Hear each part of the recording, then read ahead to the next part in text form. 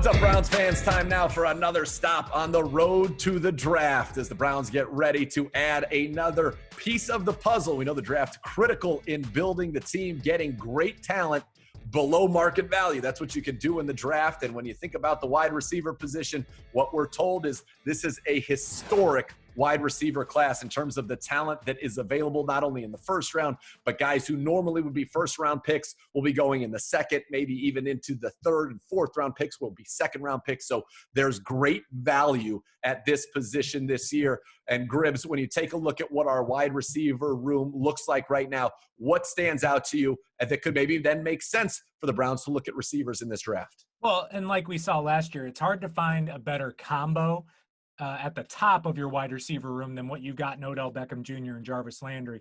Both of them are coming off season surgeries. Jarvis's might be a little bit more of a weight than Odell's to get back onto the field. But then beyond those guys, just not a lot of experience, and maybe a lot of guys that are wide receivers by name, but are helping you out in other areas on special teams. A couple of those being Kadero Hodge and JoJo Natson. Their biggest impacts are going to be felt on special teams, so you don't want to maybe pencil those guys in as third receivers. Damian Ratley probably had the best year out of anyone else from that group, the former sixth-round pick. Taywan Taylor, you got him in a trade last year, didn't really see the field all that much. And then a couple of young guys that have a little bit of promise. The one that Browns fans might remember most, though, DJ Montgomery had a great preseason going, was looking like he was going to land a spot on the 53-man roster. Ultimately suffered an injury, missed the entire season, but he is still with the team and still a factor when you're looking to fill out the rest of this room. But still, maybe as many as a few spots up for grabs completely when you get into training camp.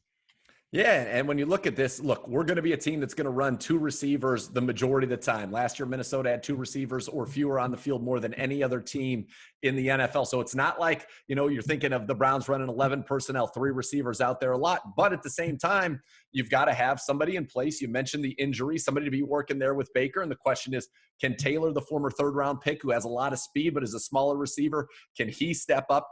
Or do you look to the draft and say, okay, we can get somebody at a low price point. We're going to be able to get somebody maybe in the third, fourth round who typically would be a second-round pick that can, be that third receiver for us. And then as you look to the future, and you always have to have that succession plan in place, develop into a number two or even a number one receiver for us here with Cleveland. Ratley showed signs. You mentioned him, the draft pick out of Texas A&M from a few years back, but there isn't somebody that you look at this roster and say, yep, that's the third guy. That's the guy that's going to go in right now if something were to happen on a long-term basis in the regular season to Odell and Jarvis. And you wonder if the Browns will address that in, as I said, a historically rich wide receiver draft. And we're not going to go through the guys in the first round. The Browns are not going to be taking a wide receiver in the first round. I don't think they'd be taking a wide receiver in the second round either. But we'll go through some of the names that maybe could be there later on day two, early on day three. Perhaps unrealistic. We just don't know how this wide receiver is going to go, but we'll start with a name that people know, Michael Pittman Jr. His dad obviously had a nice career, certainly with the Buccaneers as a running back,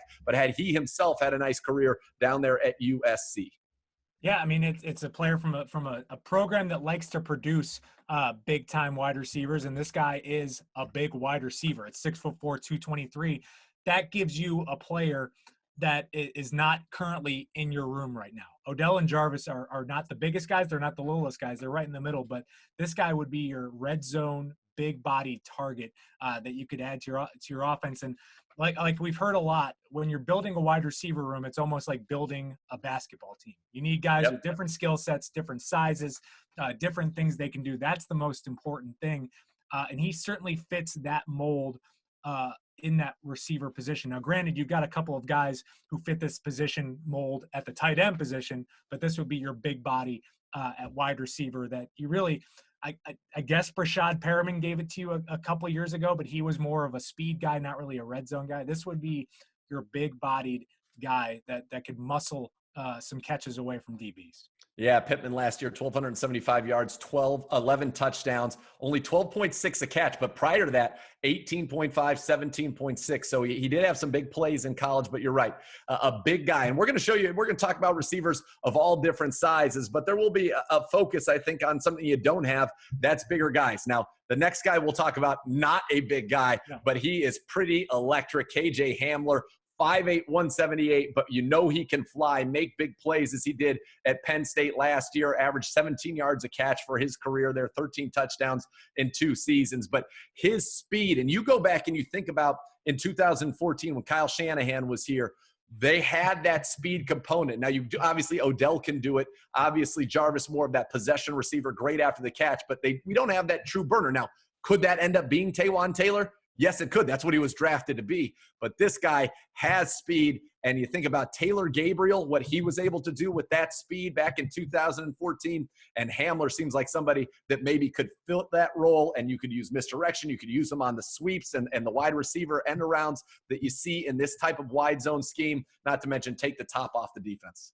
Yeah, players like this don't get me excited if you have to get him in the first round. That's where I get nervous about players, because he's getting a comparison to Tavon Austin, which, not a great first round pick. But right. If you're getting him in the middle rounds, that's worth the pick in my mind, because these guys can change the complexion of your offense. They're not guys you want to start in your fantasy team every week, but they're guys that can change the game and get that big play that ultimately gets you in the red zone, gets that big time touchdown. That's why he intrigues me. It's almost like I'm ready to add a guy of this skill set, maybe more so than I am of the bigger size, because I think you can get away with that by having big tight ends in this offense. This would be a player that would change the complexion of your offense, and really, it was a player that Minnesota didn't have. So I would like to give the option of having a true burner on the team.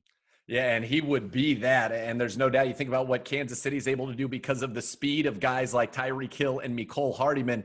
Imagine adding that kind of speed with Odell and Jarvis and David and Austin Hooper and Nick Chubb. It just creates a lot of things that need to be paid attention to when you run those jet motions, et cetera. And I think he is an interesting pick, even though he doesn't necessarily fit that size difference we're looking for in the room. He fits that speed difference and that element of danger.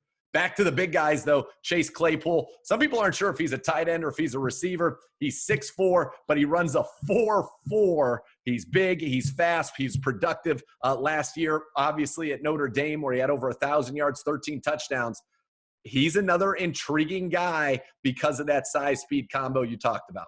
Yeah, I mean, it's another one where you're drafting on traits. I mean, these are coaches are like, give me these guys that I can't teach this stuff to, and I can teach them how to be a great wide receiver. I mean, I'm not saying he looks like or will produce like DK Metcalf did, but it's another one where it's like, you give me that guy, I can figure out a way to give him the ball and do what he does best. And Claypool is interesting. The fact that he went into the combine, people thinking he was a tight end, and then ran that. I mean, I'm again, middle rounds, I have less standards on what I'm looking for in a player and the kind of production I might need out of him. It's a good risk reward. Now, he would be someone I'd be willing to take it on, maybe more so than these other guys. Now, the next guy on our list, somebody a local people will know from Youngstown, went to Warren Harding. Lynn Bowden Jr. played some quarterback and some receiver there at Kentucky, which obviously would lead itself to, people thinking of a guy like Randall Cobb from back in the day. But, a lot of versatility, also a good returner. What do you think about Lynn Bowden, who's not a big guy and is still new kind of to the position of receiver, but a guy that would bring a lot of versatility in his skill set? Yeah, I mean, it's another one where you can just do a lot of things with him. And I think, does it remind you a little bit of an Antoine Randall back in the day with the kind of skill sets there? I'm just wondering how Kentucky produces two of these guys. Like, you're an SEC school. Like, you shouldn't be – the guys that play those positions should be playing them in the NFL too. But, I added him to the list because I'm just excited by people that can do different things. And I like the creativity that we believe the Browns are going to have on offense. And again, he projects as a slot receiver. And I think even though you're going to do a lot of two receiver sets, that would be a good option to have a guy that can do that in your offense. It would be. And we'll close it out with somebody that evaluators are all over the place on, and that's Donovan Peoples-Jones from Michigan, a guy who's got size, he's got speed, he's got the ability, the body control to make all the plays, great ball skills, flashes, but was so inconsistent. Part of that was that Michigan offense, but part of it was on him as well. But a guy that's kind of categorized as you could be stealing a number one receiver in the third, fourth round, or a guy that could, you took the gamble, it didn't work out. But from a physical standpoint, has everything you want with the ability to develop into a full-time starter. Yeah, it's an exciting option, but I'm always nervous about guys who didn't produce. I just, Yep. especially at a big school, I know they had the quarterback issues. I know there's a lot of reasons why it didn't work out. That's why he's in this conversation in the middle rounds. Maybe you take a gamble on him, maybe you don't. But I'm going to lean more towards guys that produced in big time situations than I am projections. And again, if he matches up where you got to go grab him, maybe in the 4th round, or maybe if you trade up into the 5th round, I'm excited about it. But this class is too deep for me to maybe put all my eggs in the basket of a guy who is inconsistent. All right, Gribbs, time now for what we would call the dream scenario as it relates to the wide receiver position for the Browns in this draft, if that means even getting a receiver. So what would your dream scenario be? I hope and I believe that a lot of teams will keep waiting and waiting to get their wide receivers because they think this class is historically deep, which it seems to be. And I hope that you can get through day 2, address your needs on defense, and then you can enter day 3 with like an array of wide receivers that could work in your offense. And I think my favorite is Hamler. I want to throw something in like that to this offense and just see how it can impact it, how someone that can take the top off of defense can help out Odell and Jarvis. Give me him in the 4th round. I don't know if it's possible, but I would love to see it happen. Yeah, I'm with you. I want to find somebody that does something that is special. And so KJ Hamler, I think his speed would be special in this offense, or even a Chase Claypool, the combination of that size and speed, somebody that's got a special trait that will add something to what we already have, because we know they're not going to be on the field a ton. And I think it might be a little early to start succession planning for Odell and Jarvis Landry to find that, do it all wide receiver of the future. So maybe you're looking for somebody that can give you something unique and electric in this offense that you currently don't possess. And that's why I think Hamler's a good one. Pittman with his size, or Chase Claypool with his size and speed. Those are the kind of guys I'd be looking for. If they don't make a pick in the wide receiver position, by the way, I'm fine with that too, knowing what we know about this offense. It also would say a lot about what they think about maybe Taywan Taylor, and also the development of either Kaderil Hodge or Damian Ratley, or even DJ Montgomery in that wide receiver room. But this is our final position stop on the road to the draft. Next time we see you, we'll be close to the draft. We'll be talking scenarios, the latest things we've heard, maybe take a look at what some of the latest mocks are saying about the Browns, and really just kind of lay it all out there so that you're ready when it comes draft day on Thursday. For Andrew Gribble, I'm Nathan Zegura saying thanks for hopping on the road to the NFL draft.